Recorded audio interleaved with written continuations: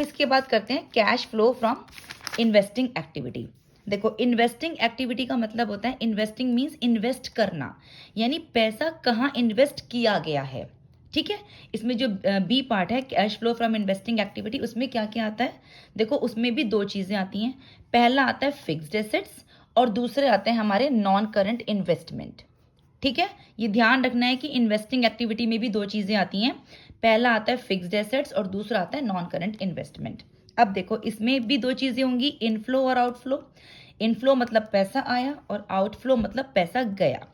अब कैसे, कौन कौन सी चीजें हैं जो हमें सिर्फ इसमें जिसमें हमारा पैसा आएगा? सेल ऑफ फिक्स्ड एसेट, अगर हमने कोई फिक्स्ड एसेट सेल किया, या डिविडेंड रिसीव्ड हुआ, या इंटरेस्ट रिसीव्ड हुआ, ये हमारे इनफ्लो के आइटम है, यानी इसमें हमारा पैसा आया है, प्लस होगा। आउटफ्लो कब होगा? जब हम कोई परचेज करेंगे फिक्स्ड एसेट्स। ठीक है, तब ये हमारा माइनस होगा, क्योंकि उसमें जब हम